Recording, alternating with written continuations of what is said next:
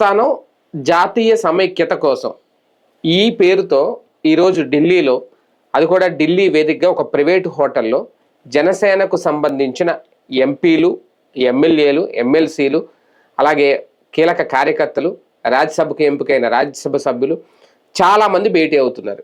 అయితే ఈ భేటీలో ప్రత్యేకత ఏంటి అనేది, దీని వెనక అసలు కోణం ఏంటి, అది కూడా ఒక రోజంతా సుదీర్ఘంగా దీనికి సంబంధించి చర్చించుకోబోతున్నారట. పవన్ కళ్యాణ్ గారు కూడా ఒక కీలక నిర్ణయం తీసుకోబోతున్నారు అనేది ఆల్రెడీ ఇప్పుడు నిన్నటి నుంచే మొదలైన చర్చ. ఏం జరగబోతోంది జనసేనలో? గతంతో పోలిస్తే ఒక 10-15 రోజుల నుంచి చాలా అగ్రెసివ్గా, చాలా యాక్టివ్గా ముందుకెళ్తున్నారు పవన్ కళ్యాణ్. ఈ నేపథ్యంలో ఢిల్లీ బాట పట్టడం వెనక కారణం ఏంటి, జాతీయ రాజకీయాలపై సడన్గా దృష్టి పెట్టడం వెనక కొత్త కోణం ఏంటి, ఇది అంశం మీద చర్చించే ప్రయత్నం చేద్దాం. సార్, అంటే మొన్న రీసెంట్గా కొన్ని రోజుల క్రితం తెలంగాణలో ఒక మాట అన్నారు పవన్ కళ్యాణ్ గారు, సీఎం పదవి గురించి. నాకు ఆంధ్రప్రదేశ్లోనూ దిక్కులేదు, తెలంగాణలో ఎందుకు అనేది. అలా అన్న వ్యక్తి ఇప్పుడు సడన్గా ఈ జాతీయ భావం, సేన ప్రస్థానం, జాతీయ సమైక్యత కోసం ఏంటి అడుగు? ఆయన తాజాగా చేసిన ఉపన్యాసానికి సంబంధించి ఇప్పుడే వచ్చినటువంటి లెక్క. 2014లో జనసేన పార్టీ ప్రస్థానం ప్రారంభించినప్పుడు అధికారం పదవుల ఆలోచనే లేదు. దేశానికి ఏం చేయాలి, దేశ సమైక్యతను, సమగ్రతను ఎలా కాపాడాలనే ఆలోచనతోనే మా ప్రస్థానం బిగించేసాం. పార్టీ సిద్ధాంతాలు, భావజాలం బలపడుతున్నాయి. ఇతర రాష్ట్రాల నుంచి పార్టీ కోసం పనిచేయడానికి చాలామంది ముందుకు వస్తున్నారు. ఇది జనసేన భావజాలం బలంగా ముందుకెళ్తుందనడానికి సంకేతం. జనసేన పార్టీ ఎల్లప్పుడూ దేశానికి మాత్రమే ప్రాధాన్యత ఇస్తుంది. తెలంగాణ ఏర్పాటుని ఏనాడు జనసేన వ్యతిరేకించలేదు. కేవలం కాంగ్రెస్ పార్టీ విభజించిన తీరునే తప్పుపడుతూ వచ్చాం. విభజన చేసిన తీరులో లోపాల కారణంగా ఈనాటికి ఇరు రాష్ట్రాల మధ్య విద్వేషాలు ఉన్నాయి. ఢిల్లీలోనే సమావేశం పెట్టడానికి కారణం ఢిల్లీ చరిత్ర గొప్పదనం. ఈ నేల త్యాగాలకు ప్రతీక, పాలనకు ప్రతిరూపం, రాజ్యాంగ విలువలకు ప్రతిబింబం, ఎన్నో చారిత్రక ఘట్టాలకు సాక్ష్యం. ఇట్లాంటి గొప్ప నేలలో దేశ సమగ్రత కోసం పెట్టిన సమావేశం ద్వారా జనసేన పార్టీ దేశభక్తికి ఎంత విలువిస్తుందో చెప్పడానికి అన్నటువంటి చెప్పుకొచ్చారనమాట. ఇది అసలు వాళ్ళు చెప్తున్నటువంటి. 2 ఏళ్ల తర్వాత ఇప్పుడు దేశభక్తి చాటుకుంటున్నారా ఢిల్లీ వెళ్ళి ఒక ప్రైవేట్ హోటల్లో? ఇక్కడ బేసిక్గా ఒకటి నాకు అర్థమైనంత వరకు ఏంటి అంటే, నేషనలిజానికి హోల్ అండ్ సోల్ రైట్గా బీజేపీ నడుస్తుంది. అది షేర్ చేసుకోవాలనుకుంటున్నారు. హిందుత్వానికి సంబంధించినటువంటి భారతీయ జనతా పార్టీ అంశాన్ని ఆల్రెడీ షేర్ చేసుకున్నారు, సనాతన ధర్మాన్ని తనే పాయింట్. అంటే భారతీయ జనతా పార్టీ ఓట్ బ్యాంక్ తను షేర్ చేసుకోవాలనుకుంటున్నాడు. దక్షిణాది మొత్తం మీదన లేదా ఉత్తరాదిలో ఆల్రెడీ భారతీయ జనతా పార్టీ హిందుత్వ, జాతీయ భావం అన్నటువంటి కాన్సెప్ట్ల మీద అధికారంలోకి వచ్చింది. దక్షిణాదిలో అది బలపడాలనుకుంటుంది, అంశాన్ని ప్రధానంగా ముందుకు తీసుకొస్తుంది. ఇట్లాంటి సందర్భంలో దాని ఓటు బ్యాంక్ అన్నటువంటిది యాడ్ అవడమే మొన్న తెలుగుదేశం పార్టీ ప్రస్థానానికి కీలకం. ఇప్పుడు తెలుగుదేశం పార్టీ సాధు సంతుల సదస్సులు లేకపోతే సమన్వయ కమిటీ, సాధారణంగా సాధువుల సమావేశం అంటే సాధువులకి సాధువు అధ్యక్షుడు అవుతాడు, కానీ నాన్ సాధువు ఎట్లా అధ్యక్షుడు అవుతాడు అంటే, అక్కడ తెలుగుదేశం ఒక వ్యూహాత్మక కొంతమంది సాధువులతో పరిషత్ ఏర్పాటు చేసి నాన్ వ్యక్తిని తీసుకొచ్చి దానికి హెడ్గా పెట్టి నడిపిస్తోంది. అంటే సనాతన ధర్మానికి సంబంధించి ఇప్పుడిప్పుడే పెరుగుతున్న చైతన్యం, దేశవ్యాప్త చైతన్యం ఆంధ్రాలో కూడా వస్తుంది. కాబట్టి ఆ ఓటు బ్యాంకులో భారతీయ జనతా పార్టీకి షిఫ్ట్ అయిపోకుండా మొత్తం ఇప్పుడు కాంగ్రెస్ పార్టీ చేసిన తప్పు, ఇతర సమాజ్వాదీ, ఐఎన్డీఏ కూటమి భాగస్వామ్యాలు చేస్తున్న తప్పేంటి, జాతీయవాదం, దేశ సమగ్రతకు సంబంధించినటువంటి అనుకూలత లేదంటే హిందుత్వ అనుకూలత అన్నటువంటి దానికి వ్యతిరేకంగా వ్యవహరిస్తున్న శక్తులు ఏకమైంది. కాబట్టి హిందుత్వవాదులు, జాతీయవాదులు అందరూ ఒక్కటై బీజేపీని గెలిపిస్తున్నారు. ఈ ఓట్ బ్యాంక్ ఇక్కడ కూడా పెరుగుతోంది, పటిష్టపడుతుంది. అది బీజేపీకి వెళ్లకుండా బీజేపీని తమతో కలుపుకోవడం ద్వారా ఆ ఓటు బ్యాంకులో మళ్ళీ మేమే తిరుపతిని రక్షించే ప్రయత్నం చేసాం, లేకపోతే మేమే హిందుత్వ పరిరక్షకులు అని చెప్పేటటువంటి కోణంలో నుంచి ఒక సెక్షన్ ఆఫ్ సాధువుల్ని ముందు పెట్టుకుని ఇక్కడ తెలుగుదేశం నడిపిస్తోంది. రెండవ సెక్షన్ ఆఫ్ పబ్లిక్లు ఎవరైతే ఇవాళ భారతీయ జనతా పార్టీ అభిమానులందరూ పవన్ కళ్యాణ్ అభిమానిస్తున్నారు, ప్రేమించేస్తున్నారు, గౌరవించేస్తున్నారు. ఒకప్పుడు ఇదే పవన్ కళ్యాణ్ మతాన్ని అడ్డు పెట్టుకుని నాటకాలు ఆడతారా, దేశాన్ని మొక్కలు చేస్తారా, చెగువేరా లక్ష్యం నాకు, చెగువేరా అనేటటువంటి పూర్తి విరుద్ధ నాస్తికుడు. అట్లాగే పాకిస్తాన్లో వచ్చిన ఈయన పేరుతో వార్తలప్పుడు ఏంటది, సర్జికల్ స్ట్రైక్స్ 2 జరిగిందంటే ఎలక్షన్స్ అప్పుడు యుద్ధం చేసేటటువంటి అలవాటు ఉంది మనకి అన్నటువంటి పాట చెప్పారు అన్నటువంటి మాటలు ఈయన మాట్లాడినప్పుడు పాకిస్తాన్ మీడియాలో కూడా వచ్చినటువంటిది కూడా చెప్పుకున్నాం. ఆ రోజున కొన్ని వ్యతిరేకమైనటువంటి మాటలు మాట్లాడారు, బట్ అప్పుడు వచ్చింది వ్యతిరేకత వచ్చింది. అదే ఇప్పుడు ఈయన మాట్లాడే ప్రతిదానికి అనుకూలత వస్తుంది. జాతీయతాభావం, జాతీయవాదం అన్నటువంటి దాన్ని సమర్థించే యువతరం పెరిగారు ఇక్కడ. ఆ పెరగడానికి కారణమైంది ఏంటంటే, సుదీర్ఘకాలం పాటు జాతీయవాదులు చేసిన ప్రయత్నం, పోరాటాల ఫలితం, లేదా వాళ్ళు ఆ భావజాలాన్ని బలంగా వ్యాపింపజేయడం. దాన్ని ఇక్కడ క్యాచ్ చేసుకునేటటువంటి పనిని ఇటు యువతరంలో క్యాష్ చేసుకునేటటువంటి పనినేమో జనసేన చేస్తుంది, అలాగే ఇటు పక్కన తెలుగుదేశం పార్టీ చేస్తుంది. ఇద్దరు కూడా చేస్తున్నారు. ఇందులో ఒకరికొకరు పోటీ పడుతున్నారు అనమాట, అంతమించి ఏం లేదు. ఇప్పుడు ఈయన ఉపన్యాసం చూస్తే రెండు ప్రశ్నలు వస్తున్నాయి నాకు. ఒకటి, రాష్ట్ర రాజకీయాల్లో ఇక మాది అంత ప్రాధాన్యత ఉండదు, కంప్లీట్ గా మేము జాతీయ రాజకీయాల వైపు వెళుతున్నాము అనే ఒక కోణంలో ఆయన ఏమన్నా చెప్తున్నారా, ఒక సూచన చేస్తున్నారా? రెండోది, నిజంగా మీరు చెప్పినట్టు భారతీయ జనతా పార్టీ వాదానికి దక్షిణ భారతదేశంలో ఆయన వాళ్ళతో కలవాలనుకుంటున్నారా, దక్షిణ భారతదేశంలో సింగిల్ గా ఈయన విస్తరించాలనుకుంటున్నారా? నాకు అర్థమవుతున్నంత వరకు ఒక ఆస్పెక్ట్ ఏంటంటే, నెంబర్ 1 వచ్చేటప్పటికి లోకేష్ సీఎం అయితే ఈ ట్రిప్లో తప్పదు, ఈ 6 నెలల్లో చేయకపోతే గోల్డెన్ పీరియడ్ అంటారు, ముగిసిపోయినట్టు. 26లో చేయకపోతే 27లో ఇచ్చారనుకోండి, టర్మ్ అయిపోయినట్టు. అప్పటికి 29 ఎలక్షన్ జరుగుతుంది, అంటే 28 ఎండింగ్ నుంచినే మన మాటినే పరిస్థితి అయిపోతుంది. అప్పుడు గనక తేడా వచ్చిందంటే లోకేష్ని శాశ్వతంగా ఐరన్ లెగ్ అనే ముద్ర వేసేస్తారు. కాబట్టి చేస్తే ఇప్పుడు చెయ్యాలి. ఇలా చెయ్యాలంటే ఇప్పటిదాకా ఉన్నటువంటిది వాస్తవంగా ప్రతి సామాజిక వర్గం ఈయన కాదు అని చెప్పినా సరే సామాజిక వర్గం ఈయన ఓన్ చేసుకుంది. ఆ సామాజిక వర్గాన్ని ఈయన డిజోన్ చేసుకోవడానికి ప్రయత్నించినా వాళ్ళు ఏం వదిలిపెట్టట్లేదు. ఈయనకి ఇష్టం లేకపోయినా ఈయన సీఎం చేయాలని వాళ్ళ కసి అయితే ఉంది, అది క్లియర్ గా ఉంది. ఈయన అక్కడ కనుక లోకేష్ సీఎం చేయడానికి, లోకేష్ దగ్గర డిప్యూటీ సీఎం చేస్తే మాత్రం సామాజిక వర్గంలోనే ఒక అసంతృప్తి, అసహనం పెరుగుతుంది. దాన్ని చల్లార్చడం కోసమని నాకు కులంతో సంబంధం లేదు, కుల ప్రస్తావన లేని రాజకీయం మాట్లాడారు. ఇప్పుడు అందులో భాగంగానే ఈయన ఏమన్నా ఇక నాగబాబుని మంత్రిగా చేసి తన ప్లేస్ లో డిప్యూటీ సీఎం గా పెట్టేసి ఈయన ఏమన్నా జాతీయ రాజకీయాల్లో ఏ కేంద్ర మంత్రిగా వెళ్తారా అన్నటువంటి డౌట్ వస్తుంది. అది నెంబర్ 1. అలా కాకపోతే రెండో కోణం ఏంటంటే, నేను చెప్పినట్టుగా ఇప్పుడు ఈయనకు ఒక ఫీలింగ్ పెరిగింది ఏంటంటే, ఈ మధ్యన ఇప్పుడు ఇక్కడి నుంచి వెళ్ళి తెలుగు రాష్ట్రాల నుంచి వెళ్ళి ఇతర రాష్ట్రాల్లో స్థిరపడ్డటువంటి సామాజిక వర్గం వాళ్ళు లేకపోతే ఈయన అభిమానులు ఉంటారు కదా, వాళ్ళు అక్కడ యూనిట్ గా ఉంటారు. ఇప్పుడైనా సరే మన రాష్ట్రంలో మనందరం కలవం, ఎందుకంటే మనందరం ఇక్కడ ఒకటి ఎక్కువ కాబట్టి. ఇప్పుడు అదే మనం ఏ కాశీకి వెళ్ళి ఉత్తరప్రదేశ్కి వెళ్ళినప్పుడు అక్కడ పక్కన తెలుగు మాట్లాడేవాడు కనబడగానే విపరీతమైన ఫీలింగ్ వస్తుంది, విదేశాల్లో ఉన్నా సరే. అట్లాగే ఇతర రాష్ట్రాల్లో తెలుగు వాళ్ళందరూ ఒకటి అవుతున్నారు. ఇందులో కులాల వారీగా కంటే కూడా తెలుగు వాళ్ళం అని ఒకటి అవుతుంటారు. వాళ్ళు సహజంగా పవన్ కళ్యాణ్ని ప్రేమిస్తుంటారు, అభిమానిస్తుంటారు. అందులో 10 మంది ఉన్నారంటే మిగతా 25 మందిని కూడా అభిమానించేలా చేసుకుంటారు సహజంగా. అలాంటి వర్గాలుకి వీళ్ళు కమ్యూనికేట్ అవుతున్నారు ఈ మధ్య కాలంలో. ఇప్పుడు తెలుగుదేశానికి ఆల్రెడీ దేశవ్యాప్తంగా ఉంటాయి, ఇదే రాష్ట్రాలు పక్కన ఉన్న రాష్ట్రాల్లో కూడా కమిటీలు ఉన్నాయి, కర్ణాటక, బెంగళూరులో, తర్వాత అట్లాగే అలాగే విదేశాల్లో కూడా ఉన్నాయి. ఈయన తెలుగుదేశం ఇక్కడ ఒక బెంగళూరు చేసుకుంది, తెలంగాణలో ఉన్నది, కానీ మిగతా రాష్ట్రాలకు అట్లా చేయట్లేదు. అభిమానులు ఉండొచ్చు కాక, కానీ ఇట్లా తెలుగుదేశం అభిమానులు కూడా పవన్ ని ప్రేమిస్తారు కదా, ఈ వీళ్ళు ఇతర రాష్ట్రాల్లో కూడా ఉంటారు కదా, వాళ్ళందరినీ తను ఒక తాటి మీదకి తీసుకొచ్చి ఓ బలమైనటువంటి జాతీయ ఫోర్స్, అంటే ఏ రాష్ట్రానికి వెళ్ళినా సరే, ఇప్పుడు మోడీ ఏ దేశానికి వెళ్ళినా సరే భారతీయులందరూ పరిగెత్తుకొస్తారు. అందులో భారతీయులు మన వస్తారు తప్పించి కాంగ్రెస్ కమ్యూనిస్టులు అని కాదు అక్కడికి. అదే తరహాలో తను వెళ్ళగానే సనాతన ధర్మ పరిరక్షకుడు దక్షిణాది నుంచి వచ్చాడు వీరుడు అన్నటువంటి కోణంలో పరిగెత్తుకుని వస్తారు. అలా రావాలి, తను వెళ్ళిన చోట జనం ఎగబడాలి అని కోరుకుంటున్నాడు అనుకుంటున్నాడు. ఒక రకంగా ఈయన అన్నది శాన ప్రస్థానం జాతీయ సమైక్యత కోసం ఈరోజు మీటింగ్ పెట్టిన పేరు. అధికారంలోకి వచ్చి 2 ఏళ్ళు అయిన తర్వాత జనసేన ప్రస్థానం ఒక్కసారిగా మారిపోయిందా, లేదంటే కొత్త టర్న్ తీసుకుందా? పాత ప్రస్థానపు పదాలే కొత్తగా. పాత ప్రస్థానాలు ఎప్పుడు మేము జాతీయ సమైక్యత కోసం ఎప్పుడు అనలేదు. ముందు ఫస్ట్ లో స్టార్టింగ్ పదాల్లో వాడింది జాతీయవాదం అది అన్నది, ఏది విభజన లేని జాతీయవాదం అన్నట్టు వాళ్ళే చెప్పారు ఉంది.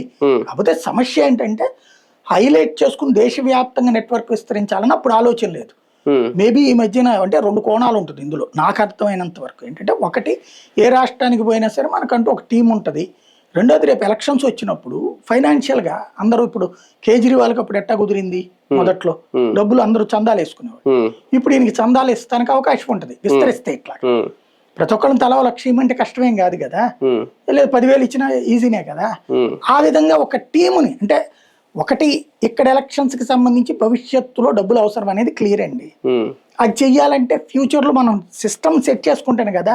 ఇప్పుడు కిందసారి వెళ్ళి అక్కడికి వెళ్ళి మీటింగులు పెట్టి ఆ మీటింగ్ లో పవన్ కళ్యాణ్తో ఫోటో దిగితే ఎంత అని చెప్పేసి అట్లా, లేకపోతే ఏదైనా చందాలు వసూలు చేసుకోవాలనుకుంటే టీ పెడితే ఎట్లా అనేది ఇదివరకు చేశారు, చాయ్ చర్చలో మోడీకి పెట్టినట్టు. అట్లాగే ఏదైనా పవన్ కళ్యాణ్ చేద్దామంటే సొంత వాళ్ళే పాయింట్ ఎంతసేపు అని ఉంటుంది, అందరినీ కలుపుకోవాలంటే సంఖ్య పెంచుకోవాలి. అలాగ తనని, అంటే పవన్ కళ్యాణ్ అనే హీరోయిక్ ఇమేజ్ కాన్సెప్ట్ ఇప్పటికి వచ్చేసింది. ఇక దాని ద్వారా కొత్తగా వచ్చే ఓటర్ ఏం కాదు, ఇప్పుడు ఆల్రెడీ మహేష్ బాబు అభిమానుల, పవన్ కళ్యాణ్ అభిమానులు, ఎవరి అభిమానులు వాళ్ళకు ఉన్నారు. ఉంటారు. ఈయన అభిమానులని రాజకీయ కార్యకర్తల కింద మార్చేసుకున్నాడు. ఇక కొత్త వాళ్ళని తెచ్చుకోవాలి. ఆ కొత్త వాళ్ళని తెచ్చుకోవడానికి ఇక్కడ ఏం కొత్త ఉంటది 2 తెలుగు రాష్ట్రాల్లో. కాబట్టి ఇతర రాష్ట్రాల్లో ఉన్నటువంటి తన అభిమానించే వాళ్ళని లేదా ఆంధ్రాని అభిమానించే వాళ్ళందరినీ తను ఏమైనా కలుపుకెళ్ళడానికి ప్రయత్నిస్తున్నాడేమో అనిపిస్తుంది. తెలంగాణలో సబ్ పెట్టుకోవాలంటే అడ్డుకోవడం, తెలంగాణ మీ అయ్యే జాగీరు కాదంటూ కొంతమంది నాయకులు వ్యాఖ్యలు చేయడం, ఇది ఏమన్నా ఇప్పుడు అన్ని రాష్ట్రాల్లో తన సత్తా చూపించడానికి వేసుకుంటున్న ఒక మార్గమా? అంత పెద్ద సీన్ ఉంటదని నేను అనుకోను. దానివల్ల కొత్తగా దాని తర్వాతే కదా ఇంత సీరియస్ డెసిషన్స్ ఇప్పుడు ఢిల్లీలో మీటింగ్. అదొక ఎమోషన్ ని రేపారు. ఎందుకంటే నన్ను రాజ్యసభ సభ్యుడిగా తీసుకొచ్చి తెలుగుదేశం ఆయన తీసుకొచ్చి జనసేన ఇచ్చేటప్పుడు తిట్టకుండా జనాలు, ఎందుకంటే ఇదివరకు నిర్ణయాలు ఎమ్మెల్సీది అట్లా తీసుకున్నప్పుడు ఎమ్మెల్యేలది తిట్టిపోసారు సొంత కార్యకర్తలే. మనం ఎందుకు వాళ్ళకు ఊడిగం చేయడం, వాళ్ళని పెట్టుకోవడానికి మనందరం ఎందుకు అన్నటువంటి. కాబట్టి ఆ మాట రానివ్వకుండా ముందుగా ఆ మాటలు మాట్లాడారు తప్పించి ఏమీ కనిపించట్లేదు. నాకు అంతకు మించి ఏం కనిపించట్లేదు. ఇప్పుడు కూడా ఏదో అంత దీంతో అయిపోతుంది అన్నటువంటిది ఏం కాదు. ఇప్పుడు తెలంగాణ దాని మీద అంత ద్వేషించేవాడైతే కేసీఆర్ నేను రేవంత్ని మళ్ళీ ఎందుకు పొగుడుతాడు? ఆయన వాళ్ళకి భయం లేదు అనుకునేటట్టయితే. నోటి మాటలో భయం లేదు, కానీ ఆ మాటలోని ఉపన్యాసంలో భయం ఉంది. రేవంత్ మంచోడే కానీ పోలీసులు పర్మిషన్ ఇవ్వలేదు. కేసీఆర్ తో నేను ఎప్పుడు గొడవ లేదు, టీఆర్ఎస్ తో నాకు ఎప్పుడు గొడవ లేవు. ఇంకేంది అక్కడ ఎవరితో? రేవంత్ కూడా క్లారిటీ ఇచ్చారు కదా, ఇక్కడికి వచ్చి భావోద్వేగాలు రేపుతానంటే ఇక్కడ పర్మిషన్లు ఎవరు, కావాలంటే వచ్చి వెళ్ళండి, మీరు తెలంగాణ వచ్చి వెళ్ళండి, కానీ పర్మిషన్ ఆయనే చెప్పాడు కదా. తెలంగాణలో పవన్ కళ్యాణ్ వెళ్ళి పోటీ చేయమని గురి ఎవడ ఆపుతాడు? బేసిక్ గా పవన్ కళ్యాణ్ హైదరాబాద్ లో ఓవైసీ మీద పోటీ చేయమని ఎవడ ఆపుతాడు? ఎందుకు ఆపారు? మొన్న ఆపారు ఎవడన్నా? మనం ఊరికినే ఒక డ్రామటైజేషన్. నారా లోకేష్ గారికి లైన్ క్లియర్ చేయడం కోసం ఇంత సభలు, ఇంత హడావుడి, వీళ్ళందరినీ ఢిల్లీ తీసుకెళ్లి కూర్చోబెట్టి అంటే మెప్పించే ప్రయత్నం, ఒప్పించే ప్రయత్నమే జరుగుతుంది తెర వెనక. ఏదో జరుగుతుందని ఒక ఎమోషన్ కావాలి. ఇప్పుడు బయోసిక్ ఏమైపోయిందంటే 2 ఏళ్ల పరిపాలనలో వచ్చేటప్పటికి పెట్టుకున్న ఆశలు తలకిందులు అవుతున్నాయి. అది సాధ్యాసాధ్యాలు కూడా అసాధ్యమే కనబడుతుంది. ఇప్పుడు చెప్పినటువంటి నిరుద్యోగులకు అందరికీ కూడా 20 లక్షల ఉద్యోగాలు ఎప్పుడు వస్తాయి అంటే ఏడాదికి 20 లక్షల ఉద్యోగాలు అని చెప్పి చివరికి స్విగ్గీలో, జొమాటోలో ఉద్యోగాలు ఇప్పించామని కాస్త డ్రామటైజ్ చేసి ఫైనల్ గా 23 లక్షల కోట్లు తెచ్చేసాం, 23 లక్షల ఉద్యోగాలు వస్తాయి. కాకపోతే ఇవన్నీ ఆ కంపెనీలన్నీ ఎస్టాబ్లిష్ అయ్యాకంటే జనం నోటితో నవ్వట్లేదు. అదే సందర్భంలో కొత్త పథకాలు చెప్పిన వాటిట్లో వచ్చేటప్పటికి 100కి 90% ఫెయిల్యూరే కనబడుతున్నటువంటి ఇలాంటి సందర్భంలో ప్రభుత్వ వ్యతిరేకతని చంద్రబాబుకు వదిలేసి అనుకూలత ఒక ఎమోషన్ ని తను తీసుకొచ్చుకోవాలనుకుంటున్నాడు ఆయన. అదే సందర్భంలో రేపు పొద్దున్న తేడా వచ్చినా అది లోకేష్ కి సంబంధం. ఇప్పుడు రోడ్లు వేసినోడు, అటవులు బాగు చేసినోడు, పర్యావరణాన్ని బాగు చేసినోడు, తన శాఖలకు సంబంధించిన గ్రామీణాభివృద్ధి చేసినటువంటి వాడు పవన్ కళ్యాణ్. అదే సందర్భంలో ఎమోషన్స్ ని పండించిన వాడు పవన్ కళ్యాణ్, సనాతన ధర్మాన్ని కాపాడేవాడు పవన్ కళ్యాణ్.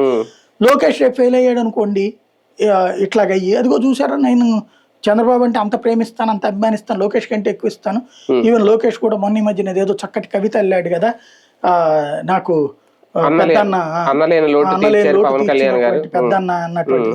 కాబట్టి అంతటి ఎమోషన్ ఉంది చంద్రబాబు గారికి. నిజంగా ఒరిజినల్ దత్తపుత్రుడు నేను.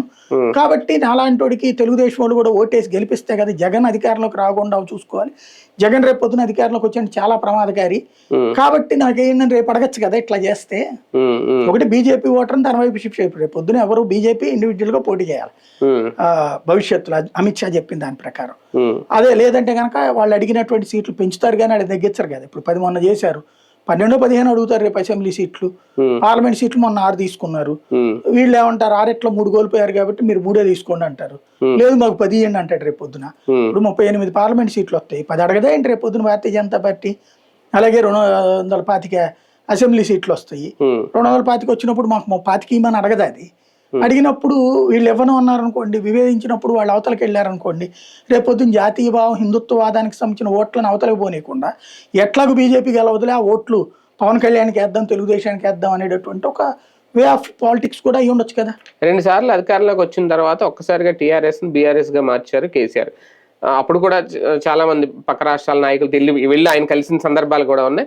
కానీ అది కొంతవరకు ఆగిపోయింది. మరి అంటే వీళ్ళు ఓటమి పాలవడం వల్ల దాన్ని ఎక్స్టెన్షన్ చేయలేకపోయారు ఏంటో తెలియదు.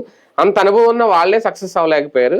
ఈయన నిజంగా అంటే జనసేన ఒకవేళ రేపు పొద్దున జాతీయ జనసేన పార్టీగా ఎన్జేఎస్పీగా ఒకవేళ ఇన్ కేసు అనుకుందాం మార్చిన ఆ స్థాయి సక్సెస్ ఉంటుందా? అట్లాంటిది ఏం చేస్తారని నేను అనుకోను, అంత పిచ్చోడు అనుకోను నేను. పవన్ కళ్యాణ్ మేధావి, ఎమోషన్ తో ఆట బాగా ఆడుతున్నాడు, ఆయన గేమ్ బాగా ఆడుతున్నాడు. కరెక్ట్ గా చెప్పాలంటే ఎవరికి అర్థం కావట్లేదు కానీ నాకు అర్థమైన గేమ్ ఎవరితో ఎవరి కోసం, తన ఎదుగుదల కోసం, ఇప్పుడు సనాతన ధర్మ పరిరక్షకుడు అంటే ఈ దేశంలో ఏ ఎమోషన్స్ అయితే వస్తున్నాయో ప్రతి ఎమోషన్ ని తను ఓన్ చేసుకునే ప్రయత్నం చేస్తున్నాడు, ఆ వర్గాలకి దగ్గర అయ్యే ప్రయత్నం చేస్తున్నాడు. తన ఎదుగుదల కోసం అయితే రాష్ట్రంలో ఉండి రాష్ట్ర రాజకీయాలతోనే గేమ్ ఆడాలి కానీ జాతీయ రాజకీయాల్లోకి వెళ్ళి ఏం చేస్తారు? ఇక్కడ ఇప్పుడు జగన్మోహన్ రెడ్డి తీసుకొచ్చినటువంటి పథకాలని పక్కన పెట్టేసి ఏమైనా సక్సెస్ఫుల్ అని చూపెడతారు. ఇక్కడ నువ్వు సంతృప్తి పరచలేనప్పుడు అసంతృప్తిని చూసినప్పుడు అసంతృప్తిని డైవర్ట్ చేయి, అదే లెక్క. అంటే 151 స్థానాల్లో గెలిచిన జగన్మోహన్ రెడ్డి ఆ స్థాయి నిర్ణయం తీసుకోకుండా మళ్ళీ ఇక్కడ రాష్ట్ర రాజకీయాలను పోటీ పడుతున్నారు. అంటే Jaganmohan Reddy attitude from the beginning కేంద్రంతో నాకు సంబంధం లేదు, నా గొడవ అంతా రాష్ట్రంలో, అది చంద్రబాబుతోనే. చంద్రబాబు వెళ్ళిపోతే లేదా తెలుగుదేశం పక్క వెళ్ళిపోతే నేనే స్థిరమైనటువంటి, ఇది అతని యాటిట్యూడ్. పవన్ కళ్యాణ్ అట్లాగా లేదు కదా, అతను అట్లాంటి ఒక స్థిరమైన ఓటింగ్ సిస్టమ్ లేదు కదా. కాబట్టి ఏం చేయాలి, ఎమోషన్స్ తో గెలిచారు మొన్న, మళ్ళీ ఎమోషన్స్ తోనే ఆడాలి. అతని లెక్క ఏంటంటే భారతీయ జనతా పార్టీ ఎమోషన్స్ తో గెలుస్తుంది, కానీ భారతీయ జనతా పార్టీ సంస్థాగత నిర్మాణానికి ఎమోషన్ యాడ్ అవుతుంది. అది అతను అర్థం చేసుకోవడంలో పొరపాటు అనుకుంటున్నాను. ఈ జాతీయ భావం బీజేపీకి వ్యతిరేకమా, బీజేపీతో కలిసి ప్రయాణంతోనే ఇది కొనసాగుతుంది? బీజేపీతో కలిసి సాగుతా బీజేపీ ఓటును తీసుకుంటాడు. అలా ఎలా అవుతుంది అంటే రేపు పొద్దున్న భారతీయ జనతా పార్టీ విడిగా పోటీ చేస్తుంది అనుకోండి, అది ఎట్లాగూ గెలవదు. తెలుగుదేశం మేము కలిసి అంటే అసలు వీళ్ళకన్నా ముందు వాళ్ళిద్దరే కదా కూటమి, టీడీపీ కంటే ముందు ఆంధ్రప్రదేశ్ లో మొన్న ఎవరికి జనసేన భారతీయ జనతా పార్టీ అందుకే కదా సింగిల్ గా మండల పరిషత్తులు గెలిచారు కదా. అట్లాగా మండల పరిషత్తులు భారతీయ జనతా పార్టీతో పొత్తు అని చెప్పి పెట్టుకున్నారు ఎక్కడన్నా, కార్పొరేషన్స్ లో పెట్టుకున్నారు ఎక్కడన్నా, తెలుగుదేశంతోనే కదా వీళ్ళు కలిసి ట్రావెల్ అయింది. పేరుకి బీజేపీతో పొత్తు ఎందుకంటే Bharatiya Janata Party emotion vote bank ఇటుకు తీసుకొచ్చుకోవడం, దాని సైద్ధాంతిక అంశాన్ని కూడా ఇప్పుడు ఈయనక షేర్ చేసుకుంటాం. అంటే ఆంధ్రప్రదేశ్ రాజకీయాల వరకే బీజేపీతో పొత్తు కూటమి ఉంటదా, అంతేనా? మిగిలిన విషయాల్లో మిగతా చోట్ల బీజేపీ తనని బతిలాడాలని ఆయన కోరుకుంటున్నాడు, ఈయనకి అంత చెత్తా ఉందని చెప్పి బీజేపీ అనుకోవట్లేదు, అది కోపం తెప్పిస్తుంది ఆయన. కాబట్టి ఇక్కడ బీజేపీని కొడితే కనుక, బీజేపీని కంట్రోల్లో పెడితే కనుక అప్పుడు అక్కడ నడుస్తుంది కదా. ఆయన బీజేపీకి పాఠం చెప్తుంటాడు బీజేపీ నాయకులకి, మీరు సంస్థాగత నిర్మాణం చేయట్లేదు, ఆయన సంస్థాగత నిర్మాణం చేయడు. బీజేపీ కంటే ఎక్కువ ఉన్నటువంటి నువ్వు, ఆయన వాళ్ళకైతే బూత్ కమిటీలు ఉన్నాయి, ఈయన అది కూడా వేడి వాటి దాకా. అంటే ఎమోషన్ పరంగా బీజేపీ సంపాదించేదాన్ని ఈయన క్రెడిట్ లాక్కునే ప్రయత్నం చేస్తున్నాడు. ఒక రాజ్యసభ సభ్యత్వం వచ్చిన తర్వాత అది లింగంనేనికి వచ్చిన ఈయన పార్టీకి అయినా కాకపోయినా ఈ ఢిల్లీ మీటింగ్ పెట్టడం ఒక రకంగా ఆయన ఏమైనా ఇంట్రడక్షన్, దాని వల్ల ఏమైనా ఒక మార్పు అలా ఏమైనా అనుకోవచ్చా? అంత సీన్ ఏం లేదండి. ఇప్పుడు డైలీ కూడా ఒక వ్యతిరేకత పెరిగిపోతా ఉంటది. ఇంకోటి ఇప్పుడు తెలుగుదేశం వాళ్ళు ఊరువాడ విజయోత్సవాలని చేస్తున్నారు, నిన్నటిదాకా వైసీపీ వాళ్ళు ఫెయిల్యూర్ ఉత్సవాలని చేశారు. ఈయన ఏం చేయాలి ఇప్పుడు? విజయోత్సవం చేస్తే జనం అవుతారు, ఫెయిల్యూర్ ఉత్సవం ఈయన చేయలేడు. అప్పుడు ఈ ఇష్యూలు డైవర్ట్ ఏం చేయాలా, జాతీయవాద ఉత్సవాలు చేస్తున్నారు. ఆ విజయోత్సవం కూటమిది కదా, ఓన్లీ టీడీపీదేనా? ఈయన భాగస్వామ్యం కాదా? జనసేన చేయట్లేదు, బీజేపీ చేయట్లేదు. అదే అంటున్నాను, ఈయన మిత్రపక్షమే కదా, ఈయన ఎందుకు సభల్లో పాల్గొంటున్నారుగా? అవును, ఆ సభలో పాల్గొన్నారు. వీళ్ళు ఉత్సవాలు చేస్తే కనుక జనం అడుగుతారు, ఏదయ్యా పెన్షన్ ఏదయ్యా, 1500 ఏదయ్యా అని. ఆ గొడవ ఎందుకు నెత్తిని పెట్టుకోవడం? అంటే ఇంటింటికి వెళ్ళైతే వెళ్ళి ప్రచారం చేయాలి. అది తెలుగుదేశం ఉద్యమం. అది దీని మీద ఒక కీలక ప్రకటన వస్తుంది అనుకోవచ్చు ఇవాళ రేపట్లో. ఇట్లాంటిది అంటే మీరు పవన్ కళ్యాణ్ చెప్పిన దాన్ని సమగ్రంగా అర్థం చేసుకుని ఒక సరైనటువంటి వార్త రాసిన ఒక పేపర్ పేరు చెప్పండి, రేపు రాస్తారేమో చూద్దాం. చూద్దాం. మొత్తానికి ఢిల్లీలో మేము ఈ వీడియో చేసే సమయానికి అయితే మీటింగ్ కొనసాగుతోంది, కాస్తంత ఇన్ఫర్మేషన్ అయితే వచ్చింది. జాతీయ సమైక్య భావంతో ఆయన ముందుకు వెళ్తున్నారు అనేది. నిజంగా లోకేష్ గారికి లైన్ క్లియర్ చేయడం కోసం మొత్తం పార్టీని ఒక పక్కకు తీసుకెళ్తున్నారా, ఆయనకి దారి ఇచ్చేస్తున్నారా ఏంటి అనేది ఇంకా ఆయన తీసుకోబోయే నిర్ణయం రాబోయే పరిణామాల్లో ఆధారపడి ఉంటుంది. వేచి చూద్దాం.